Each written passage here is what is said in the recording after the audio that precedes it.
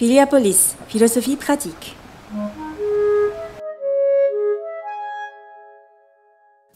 Bonjour à tous, ici Nicolas pour ce deuxième volet sur le transhumanisme. Si vous n'avez pas écouté l'épisode précédent, allez-y, c'est toujours dommage de prendre les choses en cours de route. Aujourd'hui, j'aimerais me concentrer plus avant sur les motivations du transhumanisme volontaire et sur les implications sur les intelligences artificielles et la possibilité de fusionner avec elles. Alors, volontaire, c'est-à-dire avec la volonté de transcender nos limites et notre nature humaine. La grande différence entre les transhumanistes et ceux qui ne se disent pas transhumanistes, ce n'est pas vraiment dans les actes, comme nous l'avons vu dans l'épisode précédent que je suis sûr vous avez déjà regardé. Nous sommes transhumanistes tous en pratique. Non, ce n'est plutôt dans cette volonté claire et consciente pour les transhumanistes d'embrasser et même d'accélérer ce changement, car ils l'estiment immensément positif. Pas un peu, mais immensément. Évidemment, derrière le transhumanisme se cache l'espoir d'un après meilleur, d'une forme d'amélioration. Ce n'est pas le changement pour le changement, ou l'évolution pour l'évolution. Non, c'est changer, évoluer pour être mieux. Et c'est donc aussi, par extension, un constat de manque. S'il y a désir d'aller vers le mieux, il y a reconnaissance d'un manque, ou en tout cas une envie de s'éloigner d'un état actuel inférieur. Le transhumanisme volontaire, que je vais maintenant appeler transhumanisme tout court, c'est la volonté d'améliorer l'être humain car il pourrait être mieux. Peut-être même incroyablement mieux. Un mieux que peut-être nous ne pouvons pas encore imaginer avec nos cerveaux de singes savants. Pire que de ne pas savoir comment prendre le chemin, nous ne pouvons probablement même pas imaginer, et encore moins comprendre, la destination finale. L'être humain est un animal qui est motivé par ses expériences conscientes. J'ai mal, je ne fais plus. J'ai du plaisir, je fais plus. C'est évidemment plus compliqué que ça, avec des calculs sur le long terme, un petit mal maintenant pour un grand bien plus tard, enfin ce genre de choses. Mais néanmoins, notre objectif n'est jamais de faire quelque chose qui nous laisse émotionnellement indifférents. Il faut une réponse émotionnelle positive. Même dans un travail purement intellectuel, comme écrire un podcast pour des auditeurs, l'écriture elle-même n'est motivée que par l'envie d'avoir une certaine forme de fierté d'avoir été utile, ou de reconnaissance, ou même d'être content d'avoir pu clarifier mes pensées pour moi-même et pour les autres. Lire vos encouragements fait une énorme différence. Si je ne ressentais jamais rien, je n'enregistrerais plus. Ceux qui gagnent de l'argent et reçoivent des dons écrivent à la fois pour les encouragements, mais aussi pour les sous. Des sous qui évitent un mal-être dû à la pauvreté. Ce qui compte, ce n'est pas d'avoir un zéro de plus sur le compte en banque, ni même un grand nombre d'abonnés. Ce sont les sentiments positifs ou l'absence de sentiments négatifs associés. Un grand nombre d'abonnés, ça fait plaisir. De l'argent sur le compte en banque, ça rassure. Nous sommes des créatures dont la motivation est émotionnelle. Une motivation qui se traduit en actes plus ou moins réfléchis et plus ou moins rationnels. Évidemment, l'évolution de notre espèce a fait en sorte que nos émotions ne correspondent pas trop mal à un certain succès génétique. On est content quand on a plein d'amis, parce qu'en général, ça améliore nos chances de survie et de reproduction. Même chose pour les sous dans le compte en banque, ou la plupart des choses qui titillent nos émotions, même les négatives. Cela implique aussi que nous n'avons pas de raison d'agir lorsqu'il n'y a aucune connexion émotionnelle du tout. Un projet qui vous laisserait complètement indifférent, sans la moindre conséquence émotionnelle, sans vous émouvoir, sans vous inspirer, ou sans vous rendre fier ou nostalgique, ou au moins vous éviter de vous sentir nul, n'aurait aucun intérêt et ne serait jamais entrepris. Un autre point qui me paraît intéressant ici, c'est que nous sommes pas uniquement motivés par une sorte de programme intellectuel. Par exemple, nous ne sommes pas là à nous dire « Bon, je dois répandre mes gènes et donc CQFD, il me faut trouver une partenaire avec un bassin large qui a l'air de bien manger et d'être suffisamment intelligente. » Pas plus que nous ne nous disons il me manque quelques calories pour atteindre mon budget en prévision de l'hiver, donc je vais aller manger, mais pas tout de suite car il doit y avoir du monde, je vais attendre quelques heures. Ce programme ultra-rationnel n'existe vraisemblablement pas. Et pourtant, on peut parfaitement l'imaginer. Mais nous ne fonctionnons pas comme ça. Ce sont nos émotions qui donnent le ton et la finalité. Et notre capacité à raisonner permet de moduler ces émotions, de les comparer et de planifier. La première conclusion ici est qu'en réalité, il ne me semble pas y avoir de raison de faire quoi que ce soit pour un être intelligent tel que l'homme sans motivation émotionnelle. Ce sont nos motivations qui nous donnent la destination, et notre intellect qui imagine le chemin. Sans orgasme, on ne fait pas l'amour. Sans plaisir gustatif et sans peur de la mort, on ne mange plus. Toutes nos actions peuvent être reliées à une conséquence émotionnelle, à plus ou moins long terme, désirée ou redoutée. Un être humain dont on aurait augmenté seulement l'intelligence, un transhumain super intello, serait probablement très actif et surtout très capable de se rendre heureux. Mais un être humain dont on aurait augmenté fortement l'intelligence mais en supprimant ses émotions serait lui probablement un légume. Il n'aurait pas de raison d'utiliser cette intelligence. Il y a d'ailleurs des précédents. Les ordinateurs sont des intellects largement supérieurs dans des dimensions réduites, mais qui ne font rien sans commande. Bien sûr, on pourrait imaginer un être qui soit motivé à agir par pure logique. Encore une fois, ce sont bien ce que font les ordinateurs. Cette motivation provient d'un programme. Le nôtre est un programme émotionnel, avec une conscience qui est récompensée ou punie. Euphorie quand on écoute une blague et souffrance quand on met la main sur le feu.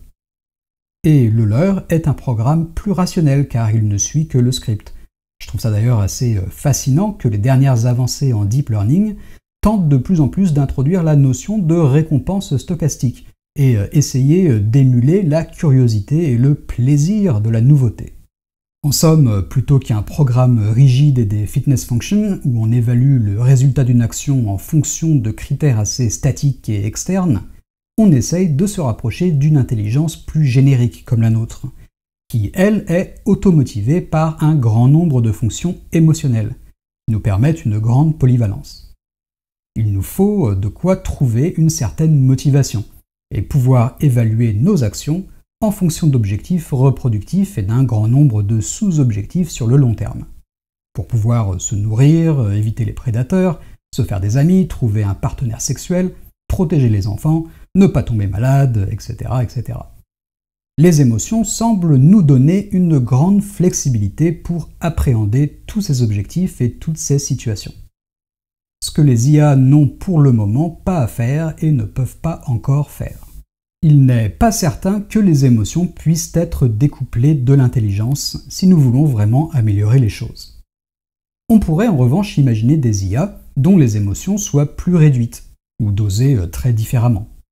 Mais évidemment, leur comportement et même leurs objectifs seraient donc fatalement très différents de ceux de l'humain moyen. Si l'IA n'a pas peur de la mort, elle pourra bien plus facilement se sacrifier pour les autres, surtout si elle éprouve une grande fierté à avoir le sens de l'abnégation. Les IA pourraient être à la fois très émotionnelles et très utiles à l'humanité. Je parlerai d'ailleurs probablement un jour de l'esclavagisme des IA. Alors, pourquoi sommes-nous conscients de ces émotions? Ça, c'est une autre question. Néanmoins, si nous ne l'étions pas, si nous ne ressentions pas ces émotions, auraient-elles sur nous un pouvoir de motivation? Et on peut aussi se demander quel sens aurait notre existence si nous ne ressentions plus rien, soit par manque d'émotion ou par manque de conscience de ces émotions. La calculatrice qui calcule n'a de sens que pour celui qui a besoin du calcul pour accomplir quelque chose qui lui permette de se sentir mieux d'une manière ou d'une autre.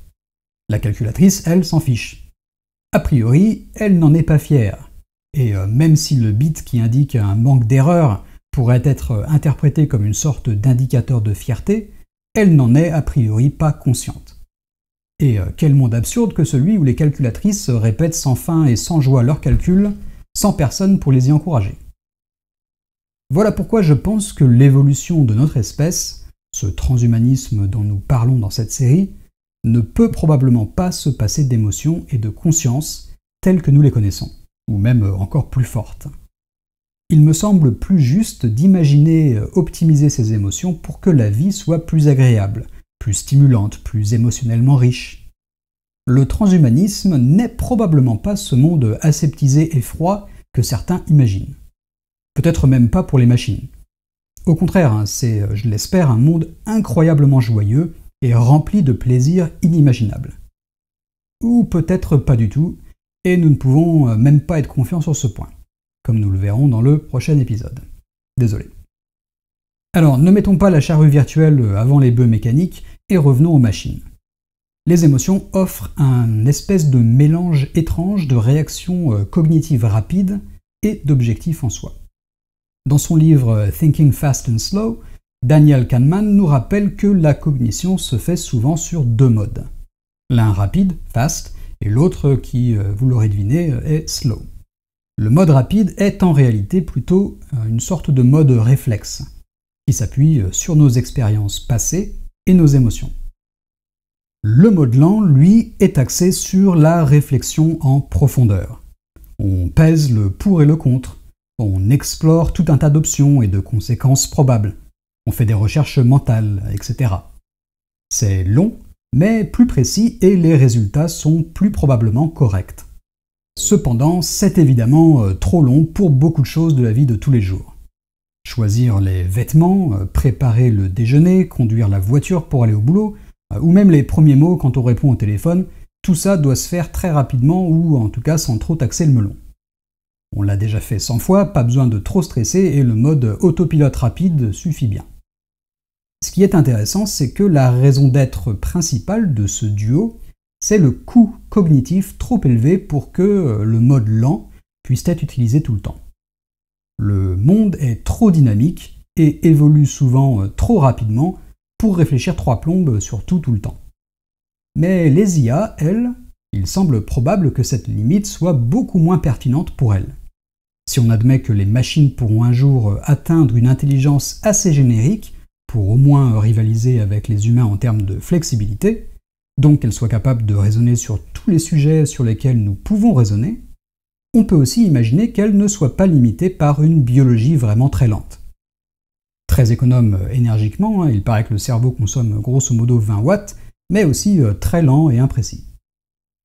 Si nous imaginons que les contraintes énergétiques ne sont pas aussi importantes, on peut imaginer une IA qui reste dans son data center ou à la maison, le cerveau mobile avec batterie portative, ça c'est bon pour les humains, alors on peut imaginer une IA qui puisse être plus rapide et aussi plus précise, et qui soit toujours en mode lent mais rapide.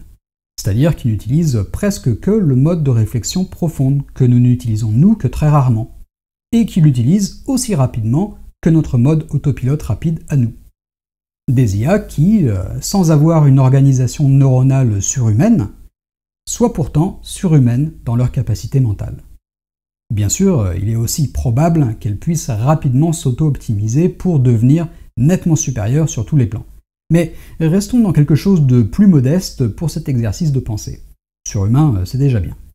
Imaginons aussi que leur seule motivation, leur seule source d'émotions positives, soit d'apporter les meilleures réponses aux questions des êtres humains. On commence modestement avec des assistants virtuels surhumains. Sommes-nous transhumains si nous avons accès à ce type d'IA ?